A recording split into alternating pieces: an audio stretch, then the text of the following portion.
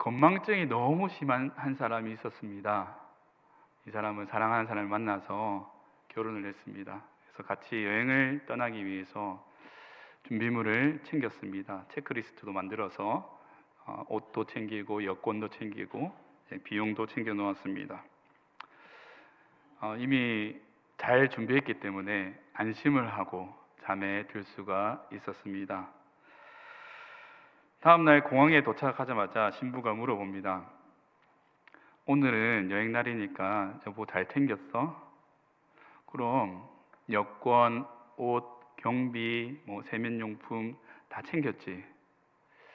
이내 큰 실수를 저질렀다는 것을 깨달았습니다. 모든 것을 담아놓은 여행 가방을 집에 놔두고 왔습니다.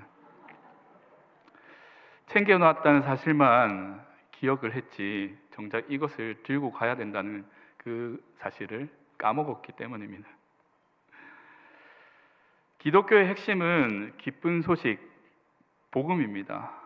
복음은 하나님께서 자신의 성도들에게 베풀어 주신 은혜의 선물입니다. 이 땅에 살아가면서 우리가 외모, 물질적인 것, 명예, 권력 이런 것을 갖추고 살아간다고 하더라도 정작 복음을 알지 못하면 이 인생에서 의미가 없습니다. 우리 신앙생활도 마찬가지입니다. 복음 외에 다른 것에 우리가 관심을 둔다고 한다면 그것은 헛된 신앙생활을 하는 거죠. 복음은 신앙생활의 핵심입니다. 예수님을 믿기 위해서 우리는 복음이 필요합니다. 그뿐만 아니라 우리의 평생의 삶을 바꾸기 위해서 복음은 굉장히 중요한 것입니다. 그래서 오늘 말씀을 통해서 복음의 세 가지를 말씀드리려고 합니다. 복음의 필요성과 그리고 복음의 그 과정과 내용과 기능에 대해서 조금 말씀드리려고 합니다. 첫 번째로 복음은 구원을 이룰 때까지 우리가 지켜야 하는 것입니다. 당시 고린도 도시는 65만 명이 살고 있는 정말 큰 도시였습니다. 로마인뿐만 아니라 유대인도 살고 있었고 헬라인도 살고 있었고 그 외에 이방 민족들도 살고 있었습니다. 바울은 2차 전도 여행 중에 1년 6개월 정도 고린도 도시에 머물면서 복음을 전했습니다. 그래서 고린도라는 이 지역에 대해서 정말 상세하게 알고 있었습니다. 근데 바울이 복음을 전할 때에 고린도 지역에 복음을 전하는 데 있어서 좀 어려움을 느꼈습니다. 헬라인들에게 이 복음이라는 게 매력적으로 다가오지 않았기 때문입니다. 복음이라는 게 이 헬라인들에게 있어서 지적인 호기심을 충족시키지 못했습니다. 바울의 복음은 그 핵심만을 전했는데요. 그리스도의 죽으심과 부활만을 전했기 때문에 단순하고 명료하죠. 복잡한 헬라 지식으로는 도무지 이 복음은 정말 시시한 그런 것이었습니다. 복음은 고린도 지역에 사는 이방인들의 지적인 호기심을 채워주지 못합니다. 그런데 놀랍게도 성령 하나님께서 이들의 역사하셔서 복음을 믿는 사람들이 점차 늘어나기 시작했습니다. 근데 여전히 이방인들은 그리스도인을 향해서 비난합니다. 복음이 정말 단순하고 어리석어 보였기 때문입니다. 예수님의 십자가와 부활 이런 것들이 사람들의 조롱거리가 되었습니다. 고린도 교회는 사도 바울의 복음으로 세워진 교회입니다. 이제 갓 태어난 어린아이와 같은 교회죠. 이방인들의 이 조롱 그리고 내부로부터 거짓 교사들의 이 가르침 때문에 교회가 흔들리기 시작했습니다. 이방인들이 거짓 교사들이 이 고린도 교회를 공격합니다. 그러면 고린도 교회 성도들은 어떻게 대처해야 될까요? 이방인들의 지적인 호기심을 채워줘야 될까요? 아니면 거짓 교사들의 가르침에 따라가야 할까요? 고린도 교회는 헬라 철학의 영향으로 복음이 변질될 위기에 처했습니다. 사람들은 그 헬라 철학의 영향을 받아서 예수님의 몸이 없다라고 생각하기 시작합니다. 당시 철학은 이 육체를 굉장히 부정적으로 생각했습니다. 따라서 예수님은 하나님 아들이시고 하나님이신데 선하고 선하신 하나님이 어떻게 이 부정적인 육체를 가지고 태어날 수 있겠는가라고 가르칩니다. 그래서 예수님께서는 죽으신 것이 단순히 사람들 눈에만 죽은 것처럼 보이는 거지 실제로 죽은 것이 아니다라고 가르치기 시작했습니다. 근데 사도 바울은 예수님의 죽으심이 단순히 속임수가 아니라 실제로 일어난 일임을 강조하고 있습니다. 그러면서 내가 너희들에게 가르쳐준 이 복음을 굳게 지킬 것을 권면하고 있습니다. 3절의 말씀에 이렇게 말씀하죠. 내가 받은 것을 먼저 너희에게 전하였노니 이는 성경대로 그리스도께서 우리 죄를 위하여 죽으시고 라고 말씀합니다. 고린도 교회의 거짓 교사들은 예수님이 육신의 몸을 이 땅에 입고 오신 것을 부정했습니다. 그뿐만 아니라 부활을 부인합니다. 앞서 말씀드린 것처럼 헬라 철학은 우리의 몸을 굉장히 부정적으로 생각했습니다. 죽음은 무엇입니까? 영혼의 감옥에서 탈출하는 것입니다. 부활은 뭘까요? 영혼의 감옥에서 탈출한 이 영혼이 다시 감옥으로 들어가는 것입니다. 그래서 헬라 철학에서는 부활을 굉장히 부정적으로 생각했습니다.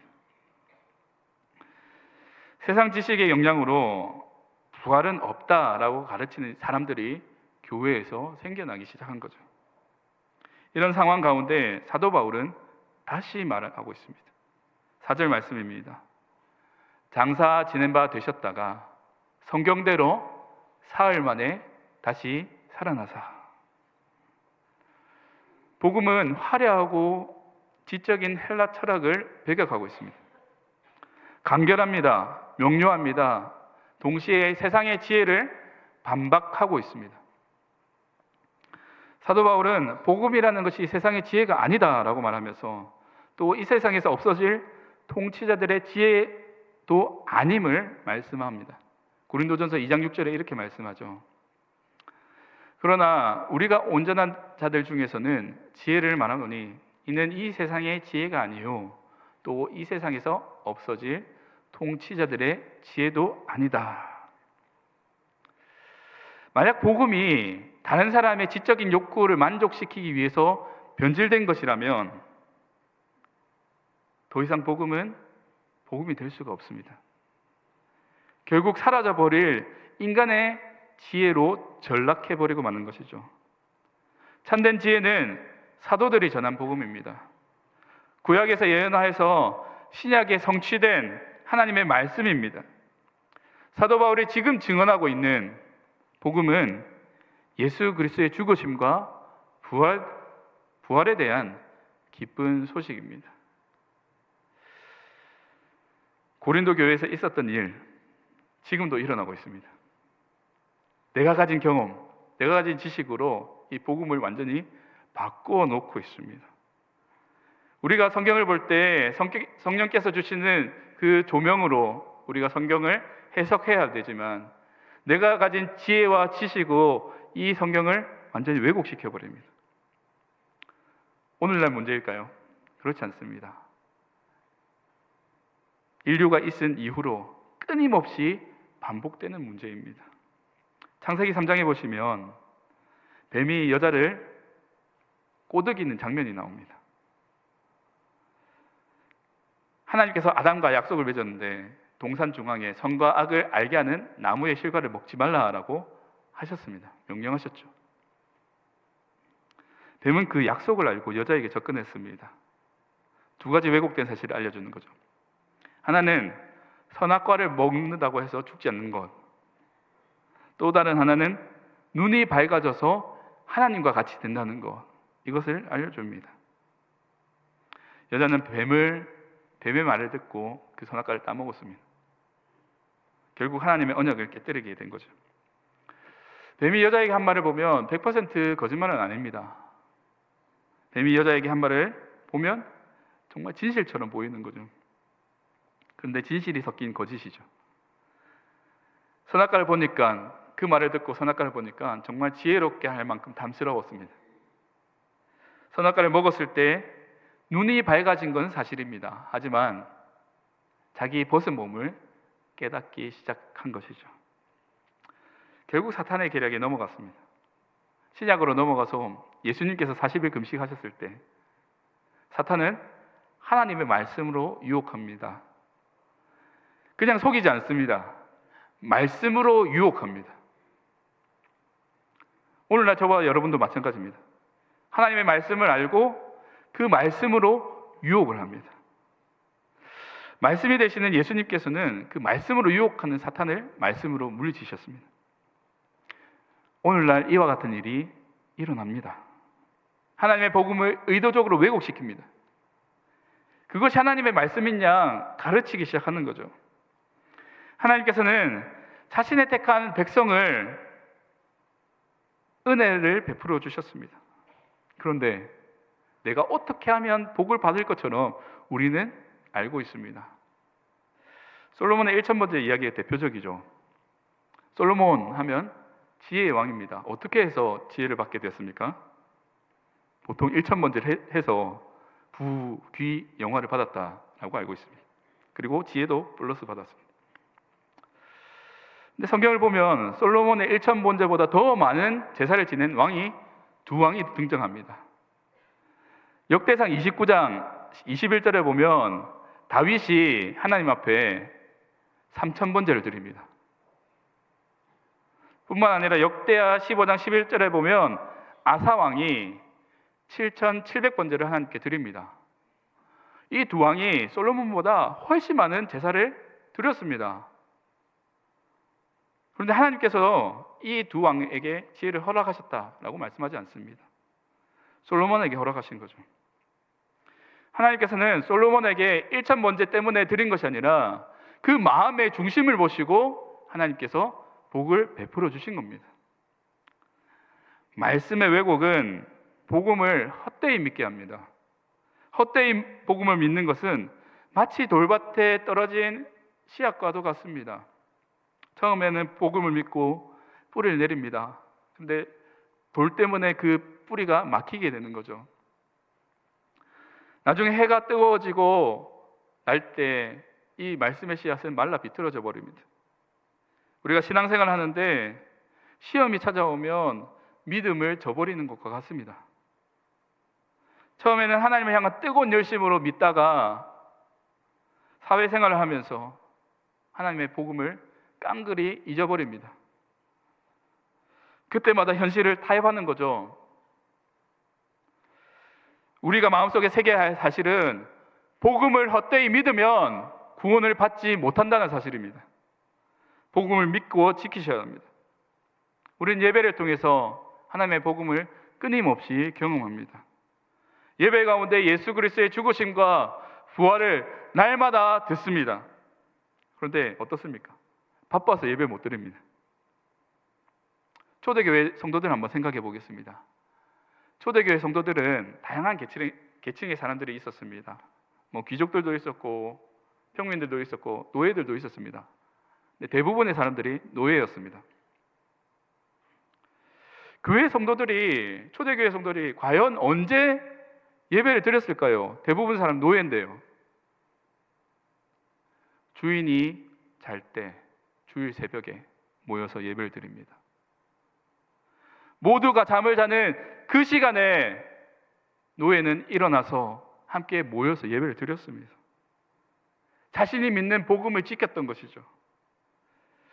우리는 적어도 초대교회 성도들보다 더 자유롭게 예배를 드리고 있습니다. 복음을 누리고 있습니다. 그런데 어떻게 된 일일까요? 초대교회보다 오늘을 살아가고 있는 저와 여러분이 복음을 지키기가 너무 어렵습니다. 그때는 사탄이 강경하게 복음을 뺏으려고 했습니다. 성도들은 끝까지 복음을 지킨 거죠. 지금은 사탄의 전략을 완전히 바꿔버렸습니다. 세상의 지성으로 말씀을 왜곡시킵니다. 우리의 상황들이 복음을 헛되이 믿도록 만들어버립니다. 그렇게 공격하는 거죠. 우리는 복음을 받은 대로 지켜야 합니다. 복음은 예수님을 믿기 위해서 반드시 필요합니다. 우리가 구원을 받기 위해서 끝까지 필요한 것이 복음입니다. 신앙의 선지들이 목숨 바쳐 지켰던 그 복음을 우리 역시 목숨을 바쳐 지켜야 하는 것입니다. 주님께서 우리에게 주신 그 복음을 굳게 지키며 헛되이 믿지 않기를 바랍니다. 하나님께서 우리에게 주신 복음을 지켜 구원을 이루며 사시는 저와 여러분 되기를 간절히 소망합니다. 두 번째로, 복음은 하나님으로부터 출발해서 나에게로 오고 나로부터 나가는 것이 복음입니다. 그럴 때에 내가 살아갈 수가 있습니다. 하나님께서는 복음에 미련한 것으로 이방인들을 부끄럽게 하셨습니다. 이방인들 입장에서 복음은 미련한 것일 수밖에 없습니다. 헬라 철학에 비추어서 보면 복음은 굉장히 쉽고 명료하고 간단합니다. 그래서 그들의 지적인 호기심을, 지적인 갈망을 채우지 못합니다. 이방인들이 미련하게 여기는 이 복음에 대해서 사도 바울은 끝까지 복음을 지킬 것을 강조하고 있습니다. 근데 사도 바울이 전하고 있는 이 복음은 전혀 새로운 것이 아닙니다. 성경에서 말씀하고 있는 구약의 예언의 성취가 바로 복음입니다. 역사적인 사실이죠. 바울이 전하고 있는 이 복음을 본문에서 보면 네 가지 동사로 표현하고 있습니다. 그래서 저도 역시 네 가지 동사로 구분해서 한번 설명을 드리겠습니다. 첫 번째로, 성경대로 그리스도께서 우리 죄를 위해 죽으셨다라는 사실입니다. 3절을 다 같이 한번 읽어보겠습니다. 시작.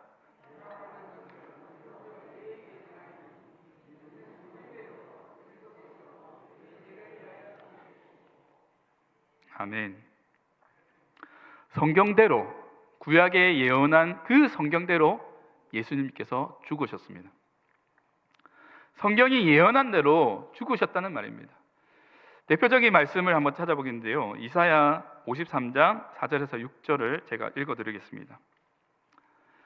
그는 실로 우리의 질고를 지고 우리의 슬픔을 당하였거늘 우리는 생각하기를 그는 징벌을 받아 하나님께 맞으며 고난을 당한다 하였노라. 그가 찔림은 우리의 허물 때문이요 그가 상함은 우리의 죄악 때문이라. 그가 징계를 받음으로 우리는 평화를 누리고 그가 채찍에 맞음으로 우리는 나음을 받았도다. 우리는 다 양 같아서 그릇 행하여 각기 제 길로 갔거늘 여호와께서는 우리 모두의 죄악을 그에게 담당시키셨도다. 비단 이사야서뿐만 아닙니다. 시편의, 구약의 모든 곳곳에 예수님의 죽으심에 대해서 예언하고 있습니다. 그래서 예수님께서 십자가에 죽으시는 것은 결코 우연이 아닙니다. 하나님께서 미리 계획하신 일입니다. 창세전부터 이미 계획하신 일을 지금 이루고 계시는 거죠. 복음의 두 번째 요소는 장사 지낸 바 되셨다는 겁니다. 사도 바울은 예수님의 죽음을 명확한 죽음으로 설명하고 있습니다. 완전히 장례를 치렀다라는 것은 완전한 죽음을 의미합니다.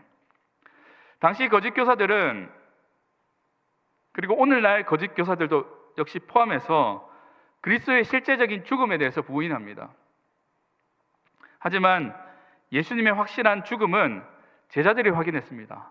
뿐만 아니라 이방인인 로마 백부장이 가장 가까운 곳에서 예수님의 죽으심을 경험했습니다. 복음의 세 번째 요소는 성경대로 사흘 만에 부활하셨다는 겁니다.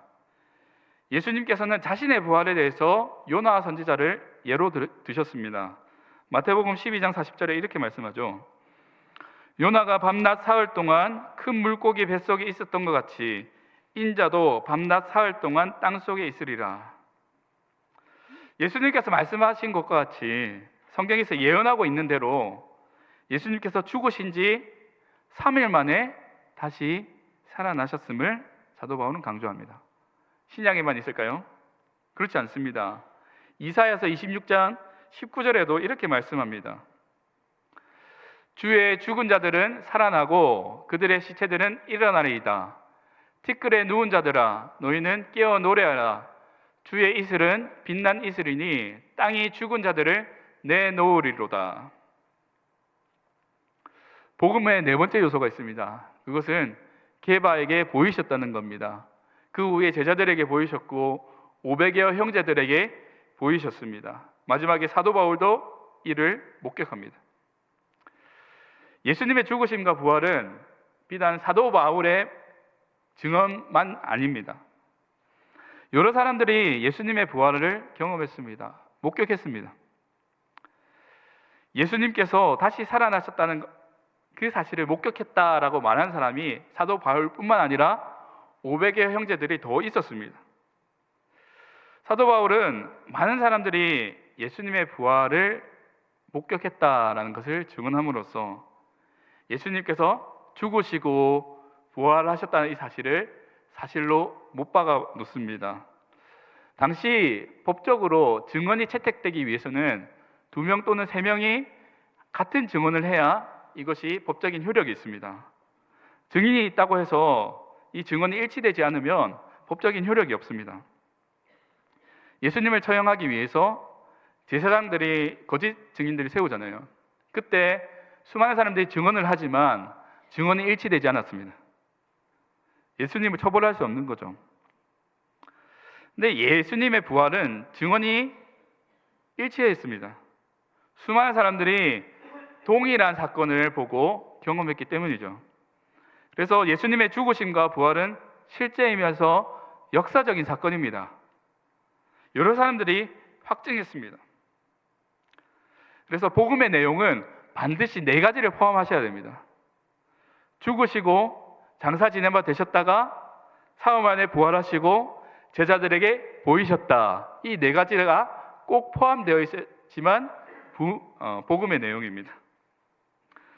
근데 사도 바울이 전하고 있는 복음, 이스라엘의 젊은 청년 예수가 타국에서 죽은 이 사건, 2000년 전에 일어난 사건이잖아요. 그 사건이 오늘날 현재를 살아가고 있는 저와 여러분 어떤 연관이 있을까요? 이미 과거에 일어난 일입니다. 과거에 있었고 먼 외국에서 일어난 일입니다. 그 사건이 왜 오늘날 저와 여러분과 연관이 있을까요? 인류 역사는 상대성을 가집니다. 과거 일어난 그 역사적인 사건이 나랑 연관이 있을 수도 있고 연관이 없을 수도 있습니다. 가령 8월 15일이라고 하면 한국 사람들은 다 압니다. 일제에서 해방된 그 사건, 그것을 광복절이라고 부르면서 기념일을 챙깁니다. 근데 외국인에게 8월 15일 하면 못 알아듣습니다. 왜 그럴까요? 외국인에게 그날은 단순히 동방의 한 작은 나라가 일어난 일이기 때문입니다.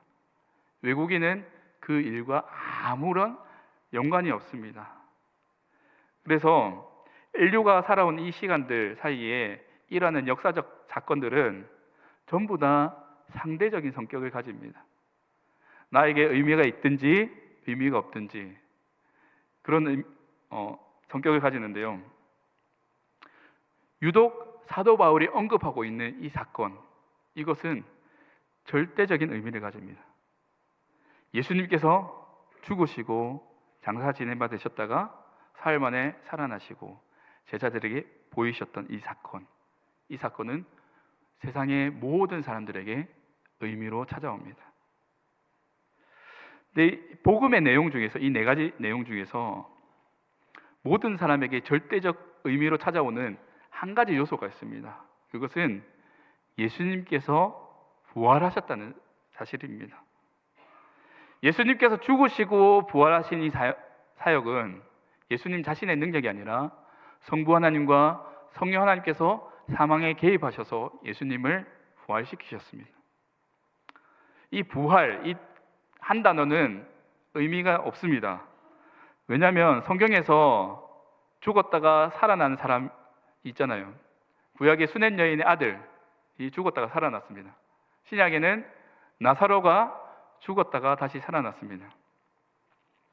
그들이 죽었다가 다시 살아난 것, 그 사건이 우리의 삶에서 큰 의미로 찾아오지 않습니다.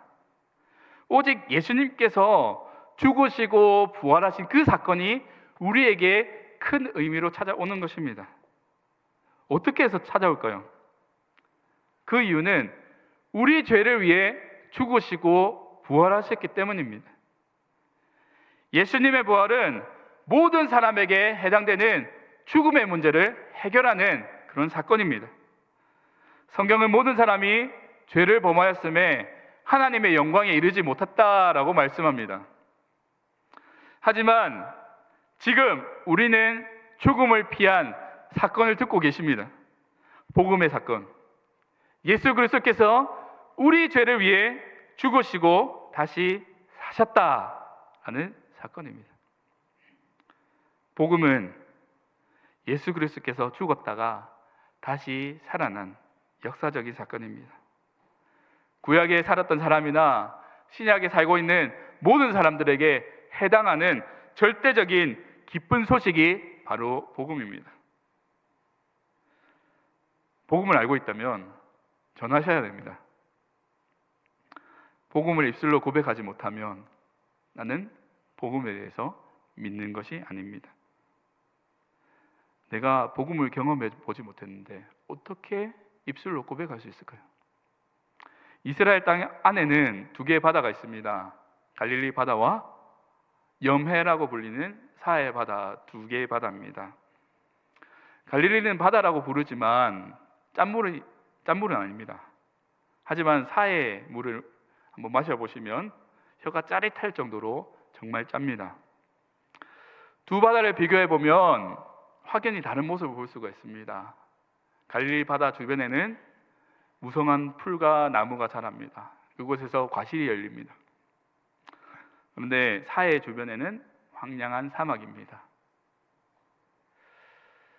식물들이 살 수가 없는 거죠. 동물들도 살 수가 없습니다.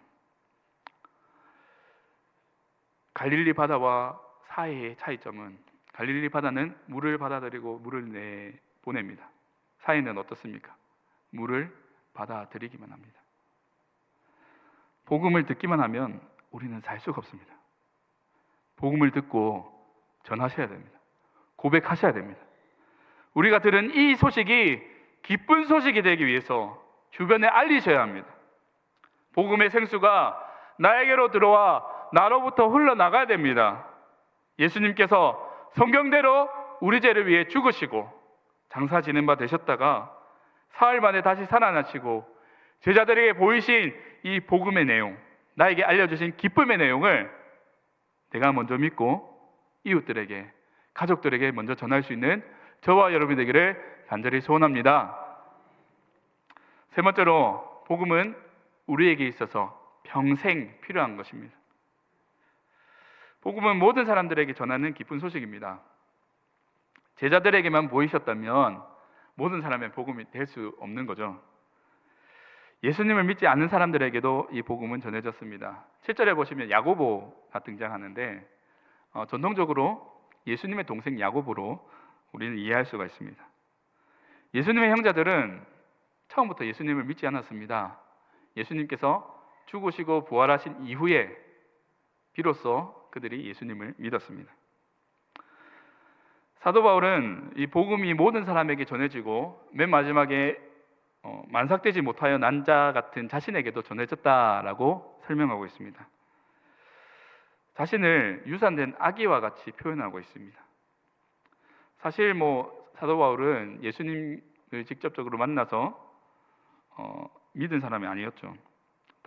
다른 사도들처럼 3년 동안 같이 예수님과 동고동락하면서 배우지 않았습니다. 단순히 다메섹 가는 길에 예수님을 만나서 변화되어 사도가 된 인물이죠. 사도 바울의 입장에서 자기가 사도가 된 것은 하나님의 은혜입니다. 유산된 아기와 같이 아무것도 아닌 존재이지만 하나님의 은혜로 사도 바울을 살리셨고 고린도 교회에 복음을 전할 수 있었다라고 고백을 하고 있습니다. 바울은 처음에는 하나님과 원수였죠. 하나님의 일을 한다고 하면서 교회를 핍박했던 사람입니다. 하나님의 원수였던 그 바울에게 복음이 전해졌습니다. 사도 바울은 지금까지 있었던 그 이유가 하나님 은혜 때문이다라고 고백합니다. 복음이 사도 바울을 변화시킨 거죠. 예수님의 제자들에게 복음이 전해진 건 당연합니다. 예수님께서 제자들에게 죽으심과 부활을 먼저 전했기 때문입니다. 하지만 하나님의 원수였던 바울에게 있어서 복음은 하나님의 크신 은혜와 선물이죠. 하나님의 원수에서 하나님의 사도로 복음은 바꿔 놓았습니다. 복음만이 사람들을 변화시킬 수 있습니다. 예수님의 죽으심과 부활만이 사람들을 변화시킵니다. 예수님의 죽음과 부활만이 능력이 있습니다. 구약에서 수넴 여인의 아들이 다시 살아난 것, 신약에서 나사로가 다시 살아난 그것을 믿는다고 해서 우리의 삶이 바뀌지는 않습니다. 오직 예수님의 죽으심과 부활을 믿으셔야지 우리의 삶이 변화되기 시작합니다. 그러면 이것들이 어떻게 사람들을 변화시킬 수 있을까요? 사도 바울은 고린도후서 5장 14절 15절에서 그에 대한 해답을 제시하고 있습니다. 다 같이 한번 읽어보겠습니다. 그리스도의 사랑이 우리를 강권하시는도다.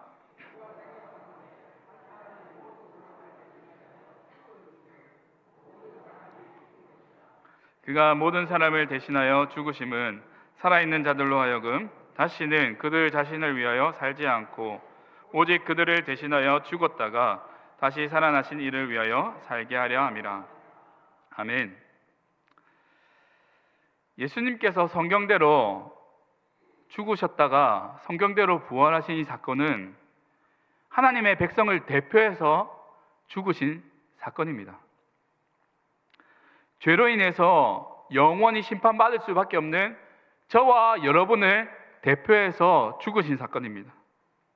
그래서 우리는 어떻게 해야 됩니까? 나 자신을 위해서 사는 것이 아니라 나를 위해 죽으신 하나님의 아들 예수 그리스도를 위해서 살아야 하는 것입니다. 그렇게 살기 위해서 예수님이 나를 위해 죽으셨습니다. 복음은 하나님께서 택한 자들에게 베푸신 은혜입니다. 아무 값 없이, 아무 조건 없이 저와 여러분에게 그저 선물로 주셨습니다. 우리가 해야 할 일은 아무것도 없는 거죠. 그저 받고 그것을 굳게 지키는 것입니다. 복음은 예수님을 믿기 위해서 필요한 것이지만 우리의 평생에 끝까지 지켜야 할 것입니다. 왜냐하면 우리의 삶을 변화시키는 것이 복음이기 때문이죠. 골로새서 3장 4절 말씀입니다. 우리 생명이신 그리스도께서 나타나실 그때에 너희도 그와 함께 영광 중에 나타나리라. 그리스도의 영광이 우리 삶에 드러날 때 우리는 복음을 경험하게 됩니다. 2000년 전에 전해진 그 복음이 오늘날 현재 살고 있는 저와 여러분에게 나타날 수 있는 이유는 하나님의 영광이 우리 가운데 드러나기 때문입니다. 하나님 영광이 이 땅 가운데 나타날 때 예수님의 죽으심과 예수님의 부활이 우리 삶 가운데 찾아오게 됩니다. 그래서 누구든지 그리스도 안에 있으면 새로운 피조물이다라고 말씀하고 있는 거죠. 복음은 우리 삶에 변화를 일으켜 줍니다. 하나님께서 그 복음을 믿게 하심으로 우리의 삶을 변화된 삶으로 살 수 있도록 우리의 힘과 의지를 불어일으켜 주시는 겁니다. 복음은 개인의 변화뿐만 아니라 하나님의 재창조의 사역입니다. 개인적으로 기쁜 소식이지만 피조물은 다시 새롭게 창조되는 그 새로운 창조의 시작입니다. 안타깝게도 이 땅에 아직까지 재창조가 이루어지지 않습니다. 밤에 야경을 보면 십자가의 불빛은 정말 환하게 비치는데 이 땅에 여전히 갈등이 있고 여전히 비난과 아픔이 있습니다. 십자가 불빛은 많은데 하나님의 영광이 드러나지 않는 것처럼 보입니다. 그리스도의 영광이 드러나지 않는 이유 분명합니다. 복음이 전파되지 않거나 복음이 변질되었기 때문입니다. 복음이 선포되지 않으니까 복음을 알 수가 없습니다. 단지 한 귀로 듣고 한 귀로 흘려버리니까 복음에 대해 무관심합니다. 나의 입맛에 바꾸어서 복음을 변질시킵니다. 그러니까 내 삶에 그리스도의 죽으심과 부활이 없습니다. 그리스도께서 죽으심으로 내가 같이 죽어야 되는데 그리스도만 죽고 나는 죽지 않습니다.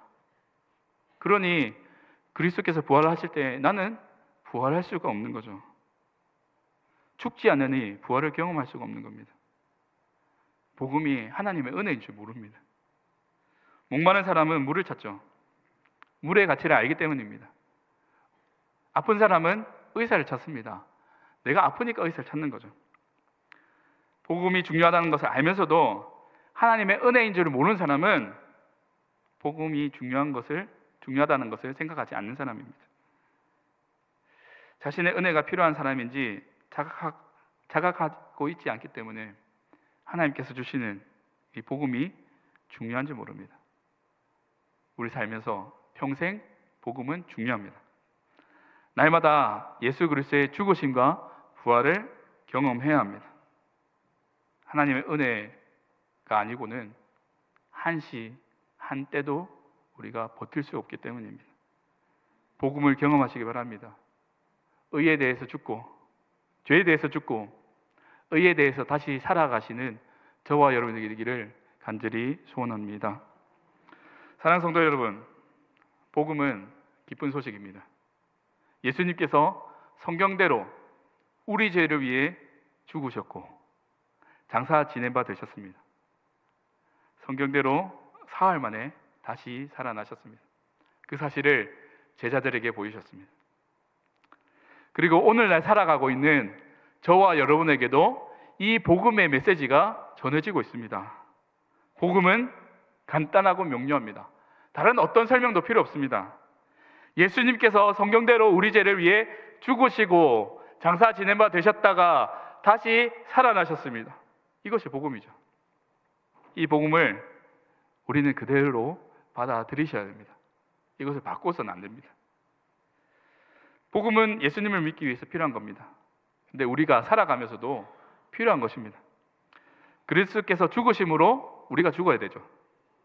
그리스도께서 다시 사심으로 우리는 그 부활로 말미암아 다시 살아나는 겁니다. 하나님께서 죽으심에 개입하셨고 부활시켜 주심에 우리도 다시 부활할 수 있는 겁니다. 예수님을 믿은 이후에 믿는 자의 삶이 그 삶에 복음이 없다면 삶은 변할 수가 없습니다. 날마다 부활을 경험하지 않으면 우리의 삶이 결코 변화된 삶을 살 수가 없습니다. 하나님께서 우리를 구원하신 후에 그냥 내버려 두시면 어떻게 될까요? 우리는 죄악된 세상에서 계속해서 반복해서 죄를 짓고 살아갈 수밖에 없는 거죠. 우리는 여전히 세상 가운데 살고 있습니다. 사탄은 우리를 집어삼키기 위해 두루 다니며 찾고 있습니다. 무엇보다도 예배 가운데 복음을 경험하시기 바랍니다. 사도들이 전한 그 말씀 가운데 예수 그리스도의 죽으심, 부활, 그것을 마음에 새기시기를 바랍니다. 이 땅을 향해서 복음을 선포하면서 하나님의 영광으로 가득 채우는 복된 성도님들이 되시기 바랍니다. 구원이 완성되는 그날까지 복음을 굳게 붙드시기 바랍니다. 그 복음은 하나님으로부터 출발해서 나에게로 옵니다. 나에게 머무는 것이 아니라 내가 다른 사람에게 흘려보내야 하는 겁니다. 그 사실을 기억하셨으면 좋겠습니다. 복음은 평생 동안 우리가 기억하고 간직해야 될 것임을 마음속에 새기시고 복음을 위해, 복음을 통해서 복음의 사람이 되시기를 주님의 이름으로 간절히 소원합니다.